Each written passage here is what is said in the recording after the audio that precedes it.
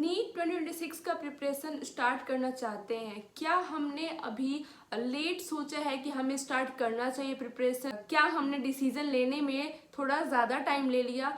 So hello everyone, this is Jyoti, welcome back to the channel. देखो यार, मेरे according तो आपने थोड़ा लेट कर दिया है डिसीजन लेने में, क्योंकि जब अपन नीट का एग्जाम देकर आते हैं, अपना आंसर मैच करते हैं, तभी अपने को आइडिया लग जाता है कि अपना सिलेक्शन होगा या नहीं होगा, या फिर अपन बाउंड्री पे है। अगर आपको उस टाइम पता चल गया था कि आपका सिलेक्शन नहीं होने वाला, मान लो लास्ट ईयर 600 कट ऑफ था और आपका 500 या 550, तो 50-50% चांसेस थे कि आपका सिलेक्शन हो भी सकता है, नहीं भी हो सकता। तब आपको उसी टाइम थोड़ा थोड़ा पढ़ना स्टार्ट कर देना चाहिए था, क्योंकि अपने को नहीं पता ना कि अपने को कॉलेज मिलेगा या नहीं मिलेगा। अगर अपन बाउंड्री पे हैं, तो अगर आपके बहुत कम मार्क्स है, तब तो आपको स्टार्टिंग से ही सब कुछ छोड़ के प्रिपरेशन स्टार्ट कर देनी चाहिए थी। अगर आपको अभी भी कुछ समझ नहीं आ रहा कि कैसे पढ़ना चाहिए, कैसे रिस्टार्ट करना चाहिए, क्या क्या चीज़ें, कौन से रिसोर्सेज यूज़ करने चाहिए, सो डोंट वरी। अभी से मतलब ठीक है, लेट हो गए हो, लेकिन अगर अभी से भी अपना पढ़ाई स्टार्ट कर दोगे, अभी से कंसंट्रेट हो जाओगे, पूरे स्टडी पर फोकस करके पढ़ाई करोगे ना, तो चांसेस है कि आपका सिलेक्शन हो भी सकता है नीट 2026 में।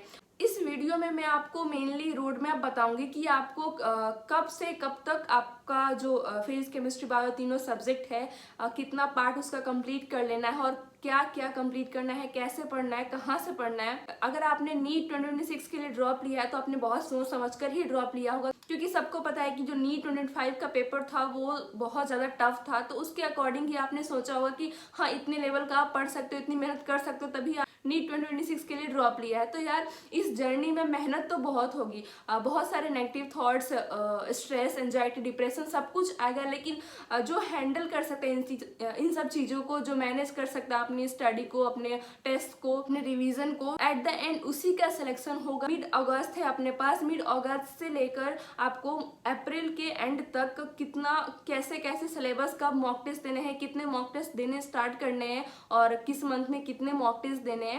सो मैंने आपको एक चीज़ बताई कि आपकी जो जर्नी है उसमें बहुत सारे प्रॉब्लम्स आने वाली हैं। सेल्फ डाउट होगा, नेगेटिव थॉट्स आएंगे, डिमोटिवेशन होगा, lack of confidence, anxiety, stress. Initially आपको 8 से 10 आवर्स की स्टडी स्टार्ट करनी है। मान लो अभी से आपने स्टडी करना स्टार्ट किया, तो मिनिमम आपको 8 आवर्स स्टडी करने ही है, क्योंकि अभी इतनी देर की आपकी सिटिंग आवर्स नहीं हो पाएगी। तो आप 8 आवर्स से स्टार्ट करो, 8 से 10 करो, 10 से 12, 12 से 14, ऐसे धीरे धीरे अपने स्टडी आवर्स को इंक्रीज कर। अगर आपने ऑफलाइन बैच लिया है तो आपको बैच के साथ ही चलना है। आपके बैच में जो भी पढ़ा रहे हैं उसको तो पढ़ो, लेकिन जो आपका 11th का बैकलॉग हो गया है, उस बैकलॉग को उसके साथ साथ कवर करो। जैसे मान लो आपकी ऑफलाइन क्लासेस चलती है, पूरे दिन तो नहीं चलती हैं, तो आप क्लासेस करके आओ, उसके बाद अपना 11th का पोर्सन या फिर जो भी आपका बैकलॉग है वो बैकलॉग वाला पोर्सन कंप्लीट कर लो। और रात में सोने से पहले आप ऐसा कर सकते हो कि जो कोचिंग में पढ़ाया गया है उसको रिवाइज कर लो, उसके क्वेश्चन प्रैक्टिस कर लो। फिर अगर आपने ऑनलाइन बैच लिया है तो जितने भी आपके बैकलॉग्स हो गए हैं, नंबर ऑफ लेक्चर्स काउंट कर लो और उसको डिवाइड कर लो जितने डेज हैं अपने पास।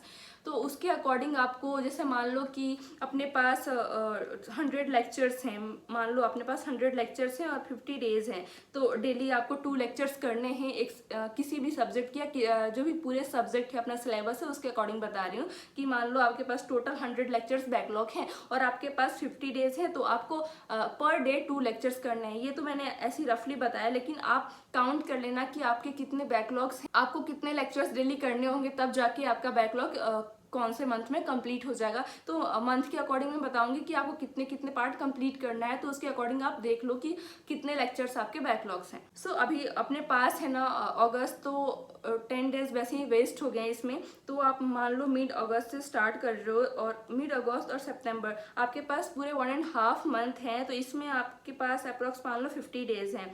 तो डिवाइड कर लो नंबर ऑफ लेक्चर्स कितने हैं आपके पास बैकलॉग अपन, और 50 डेज हैं तो कितने आ रहे हैं नंबर ऑफ लेक्चर्स, मान लो 4 आए, तो आपको पर डे 4 लेक्चर करने हैं। मतलब आपको नंबर ऑफ लेक्चर्स है ना तीनों सब्जेक्ट के काउंट करने, तीनों या चारों, बॉटनी, जूलॉजी में, तो चारों सब्जेक्ट के लेक्चर्स काउंट कर लो। उसके बाद डिवाइड कर दो 50 डेज से, जितने लेक्चर्स आ रहे हैं आपको पर डे उतने लेक्चर्स करने हैं, उसके नोट्स बनाने हैं, उसके डिपीज करने हैं, और जैसे चैप्टर कंप्लीट होते हैं आप उसकी PYQs लगा लो। तो आपको अगस्त और मिड अगस्त से सितंबर तक क्या करना है, पूरा 11th का सिलेबस कंप्लीट करना है। बायो, फिजिक्स, केमिस्ट्री तीनों मिलाकर कंप्लीट करने की कोशिश करना जितना मैक्सिमम हो पाए। अब बायो में आपको क्या करना है कि बायो में तो 11th कंप्लीट ही करना है नहीं, क्योंकि यार अपन ड्रॉप लिया है, एक बार पढ़ा जरूर होगा। बायो तो सारे बच्चे पढ़ लेते हैं, तो बायो पढ़ा है तो बायो आपका कंप्लीट हो जाना चाहिए एनी हाउ। आपका मिड अगस्त से सितंबर इन दोनों मंथ्स के बीच में आपका जो बायो है पूरा कंप्लीट हो जाना चाहिए। आपको एनसीईआरटी रीडिंग करनी है। कोई भी अगर लेक्चर में एक्स्ट्रा पॉइंट टीचर बता रहे हैं तो वो आप एनसीईआरटी में नोट कर सकते हो। आपको नोट्स बनाने की कोई ज़रूरत नहीं बायो में। एंड हर चैप्टर के आपको 100 to 150 क्वेश्चंस लगाने ही हैं, चाहे आप यूआईक्यूज लगाओ या जो भी आपके पास मॉड्यूल बुक अवेलेबल है उससे आप सॉल्व कर सकते हो। केमिस्ट्री में आप बेसिक चैप्टर से स्टार्ट करो, क्योंकि अगर आपका बेसिक चैप्टर्स वीक होंगे ना तो आपको आगे का कुछ समझ नहीं आएगा। तो आप मोल कॉन्सेप्ट पहले पढ़ो, फिर स्ट्रक्चर ऑफ एटम और ऑर्गेनिक के लिए जीओसी पढ़ लो, इनऑर्गेनिक के पीरियोडिक क्लासिफिकेशन, उसके बाद केमिकल बॉन्डिंग। ये दोनों चैप्टर कर लेते हो ना इनऑर्गेनिक में, तो आपका आने वाले हर चैप्टर आपको ईजी लगेंगे और ऐसा लगेगा कि आपको सब याद है। और 11th में आपको बेसिक्स पढ़ने, जैसे कि जो बेसिक मैथ, वेक्टर, काइनामेटिक्स, ये सारे जो चैप्टर्स हैं वो आपको करने। ग्रेविटेशन भी कर सकते हो। शॉर्ट नोट्स फिजिक्स के साथ साथ शॉर्ट नोट्स बनाना, मतलब एक चैप्टर खत्म हो गया तो आपको उसी वक्त शॉर्ट नोट्स बना लेने हैं। देन आपको क्वेश्चन की प्रैक्टिस बहुत सारा करना है फिजिक्स में, क्योंकि मैक्सिमम बच्चों से फिजिक्स नहीं बनती है। तो जितनी ज़्यादा क्वेश्चन की प्रैक्टिस करोगे उतना ईजी लगेगा आपको फिजिक्स। बात करते हैं अक्टूबर से दिसंबर, इसमें आपके 3 मंथ्स हैं। तो 3 मंथ्स में आपको ट्राई करना है कि आप पूरे नीट का जो सिलेबस है 11th प्लस 12th दोनों को कंप्लीट कर पाओ। 12th फिजिक्स में आपको इलेक्ट्रोस्टैट से स्टार्ट करना है, फिर सेमीकंडक्टर और मॉडर्न फिजिक्स। ये तीनों चैप्टर बहुत इंपॉर्टेंट है, ये तीनों चैप्टर कर लेना। बाकी सारे चैप्टर्स में इनका यूज आता है, तो ये तीनों चैप्टर पहले करना, उसके बाद आप जो भी चैप्टर्स है वो करना स्टार्ट करना। अक्टूबर से दिसंबर तक तो अपना सिलेबस दिसंबर तक कंप्लीट हो गया। मान लो मैक्सिमम 90% सिलेबस कंप्लीट हो गया। जो 10% सिलेबस बचा है, 1-2 चैप्टर ऐसे होंगे जो आपको अच्छे से समझ नहीं आया है या कुछ चैप्टर 1-2 चैप्टर बच गए हैं, तो वो आप बाद के मंथ्स में कर सकते हो। लेकिन यहाँ तक आपके कोशिश करना कि जितना ज़्यादा हो सके कि सिलेबस कंप्लीट हो जाए। दिसंबर तक आपको मॉक टेस्ट नहीं देने हैं। आप ऐसे प्रैक्टिस के लिए जो भी टेस्ट आते हैं बैच में वो आप दे सकते हो, लेकिन आप सिलेबस जल्दी कंप्लीट करो तो वो ज़्यादा इंपॉर्टेंट होगा आपके लिए। जनवरी से अपन टेस्ट देना स्टार्ट करेंगे। जनवरी और फेब में क्या करना है, आपको जो भी लेफ्ट चैप्टर हैं जो बच गए हैं वो चैप्टर्स कंप्लीट कर लो, या कुछ ऐसे चैप्टर जो आपको टफ लगते हैं जिसके कॉन्सेप्ट्स क्लियर नहीं है उसको आप कर सकते हो। प्लस आपको रिवीजन करना, पूरा सिलेबस जो है उसको रिवाइज करना। हर रोज ऐसा डिवाइड कर लो कि मुझे इतना चैप्टर रिवाइज कर लेना है। रिवीजन में आपको क्या करना, फिजिक्स में आपको नोट्स करने हैं और शॉर्ट नोट्स बनाया है तो शॉर्ट नोट्स रिवाइज करना है और क्वेश्चन प्रैक्टिस करना है। देन केमिस्ट्री में बात करते हो, केमिस्ट्री में आपको ऑर्गेनिक, इनऑर्गेनिक और फिजिकल तीनों के ही एनसीईआरटी रीडिंग करनी है। प्लस एनसीईआरटी के इंटेक्स्ट क्वेश्चन करो, एक्सरसाइज क्वेश्चन करो, पीवाईक्यूज सॉल्व करना तो वो कर सकते हो। पीवाईक्यूज की प्रैक्टिस स्टार्ट कर दो। और जनवरी में आपको मॉक टेस्ट देना स्टार्ट करना है। 2 मॉक टेस्ट देने हैं आपको पर वीक, हर वीक में 2 मॉक टेस्ट देने हैं। तो आपके 2 मंथ में अप्रॉक्स 15 to 16 मॉक टेस्ट हो जाएंगे आपको ये 2 मंथ्स में। फुल सिलेबस टेस्ट आपको देने हैं तो 15 से 16 हो जाएंगे। और जो भी इन टेस्ट में आप मिस्टेक कर रहे हो उसके लिए एक मिस्टेक कॉपी बनाओ कि आपने हर टेस्ट के लिए बनाना है कि आपने इस टेस्ट में क्या क्या मिस्टेक्स करी है, और नेक्स्ट टेस्ट में आपको वो मिस्टेक रिपीट नहीं करनी। आप ड्रॉपर हो तो आपको पता है कि आप लास्ट ईयर भी क्या मिस्टेक कर रहे थे, तो आपको अपने मिस्टेक्स को रिपीट नहीं करना, अपने मिस्टेक्स को कम करने की कोशिश करो। जो सिली मिस्टेक्स हो रहे हैं तो क्वेश्चन प्रैक्टिस ज़्यादा करो, क्वेश्चन की रीडिंग अच्छे से करो, अंडरलाइन करके क्वेश्चन जो की पॉइंट्स है उसको अंडरलाइन करो, तब क्वेश्चन को अच्छे से पढ़ो। जनवरी में जब आप मॉक टेस्ट देना स्टार्ट करोगे तो आपको टाइम मैनेज भी करना आना चाहिए। टेस्ट में आपको कैसे तीनों सब्जेक्ट के लिए टाइम मैनेज करना है। सिली मिस्टेक्स को अवॉइड करो, मिस्टेक्स नोटबुक बना लो।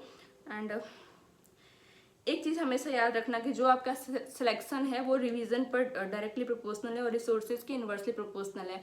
कहने का मतलब ये कि आप जितनी ज़्यादा रिवाइज करोगे चीज़ें उतनी ज़्यादा आपसे क्वेश्चन सही बनेंगे और कॉन्सेप्ट्स भी क्लियर होंगे। लेकिन अगर आप रिसोर्सेज ज़्यादा यूज़ करोगे तो लास्ट में आप इतने सारे रिसोर्सेज से क्वेश्चन प्रैक्टिस का रिवीजन नहीं कर पाओगे। या जो भी नोट्स अगर पढ़ रहे हो कि इस बुक से एक चैप्टर पढ़ लेते हैं फिर दूसरे बुक से वही चैप्टर, तो ये सारे जो आप करने इतने सारे रिसोर्सेज यूज़ करोगे तो लास्ट में रिवाइज नहीं कर पाओगे। तो इसलिए एक रिसोर्सेज को यूज़ करो जो रेलिवेंट है, जो बायो में एनसीईआरटी है उसके अलावा कुछ आपको यूज़ नहीं करना है। कुछ एक्स्ट्रा पॉइंट अगर है तो वो आप अपनी टेक्स्ट बुक में ऐड कर लो। अगर बैच में बताया सर पढ़ा रहे हैं या मैम पढ़ा रही हैं तो don't compare your self with any one. खुद को दूसरे से कंपेयर मत करो, खुद से खुद को कंपेयर करो कि कल आपने कितना किया था। हर लास्ट डे से नेक्स्ट डे आपका इम्प्रूव होना चाहिए। मान लो आपने कल 8 घंटे पढ़ाई की तो आज आपको 8 आवर्स 30 मिनट स्टडी करना है, तो ऐसे खुद को इम्प्रूव करो। दूसरे से कंपेयर मत करो कि उसका इतना सिलेबस हो गया, उसके इतने मॉक टेस्ट में मार्क्स आ रहे हैं, मेरे तो कम आ रहे हैं, मेरा तो सिलेक्शन ही नहीं हो। ये सारे नेगेटिव थॉट्स जो हैं वो आप खुद से लेकर आते हो, तो ये सारी चीजें मत करो। मतलब दूसरे से कंपेयर मत करो, खुद को खुद से कंपेयर करो कि लास्ट मॉक टेस्ट में आपके 300 मार्क्स थे तो नेक्स्ट में इंप्रूव होना चाहिए, 20-30 नंबर इंप्रूव होना ही चाहिए। ऐसा नहीं होगा कि 300 से आपके 400 नंबर बढ़ जाएंगे, 20-30 नंबर बढ़ते बढ़ते आपके लास्ट तक 650 प्लस तक जाने लगेंगे मार्क्स, अगर आप अच्छे से पढ़ाई करोगे। जो वीक पॉइंट्स है, वीक टॉपिक्स है, उस पर वर्क करो, खुद को इम्प्रूव करो। अपने लास्ट ईयर के मिस्टेक्स को या अभी इस ईयर प्रिपेयर कर रहे हो तो लास्ट टेस्ट के मिस्टेक को रिपीट मत करो। Don't ignore basic questions like मान लो कि फॉर्मूला बेस्ड क्वेश्चन है फिजिक्स में, तो अपन ये सोचते हैं ये तो बन जाएगा, इसको इग्नोर कर देते हैं, लेकिन एक बार सॉल्व करके देखना है आपको। उसमें अगर आपको वो क्वेश्चन आता है तो आपको कम ही टाइम लगना है, तो जल्दी से उसको सॉल्व कर लो। अब क्या पता जल्दी जल्दी में क्वेश्चन का आंसर भी अपन गलत निकालते हैं तो फिर उससे गलत हो जाएगा आंसर। तो इसलिए आप हर बेसिक क्वेश्चन को इग्नोर मत करो, हर क्वेश्चन को सॉल्व करो, चाहे वो कितना भी इजी हो।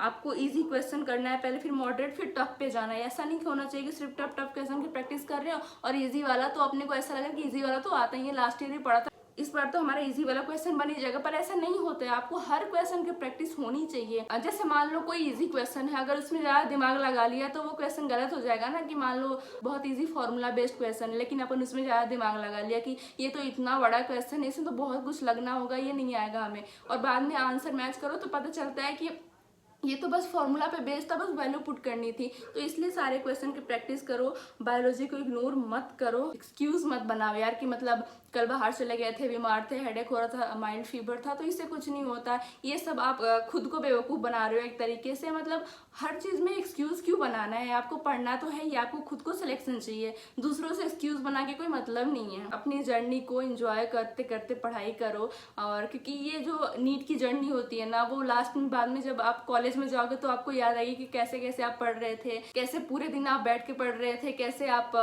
नोट्स बना रहे थे, शॉर्ट नोट्स बना रहे थे, या कितने लेक्चर्स कर रहे थे, जल्दी जल्दी कर रहे थे, स्पीड बढ़ा के कर रहे थे। तो वो सारी चीज़ें आपको याद आनी है। तो इसलिए अपनी जर्नी को एंजॉय करो। All the best. आपको कोई भी डाउट हो नीट प्रिपरेशन से रिलेटेड तो आप टेलीग्राम पर मैसेज कर सकते हो। टेलीग्राम की लिंक मैंने डिस्क्रिप्शन में दे रखी है, कमेंट कर सकते हो। Thank you.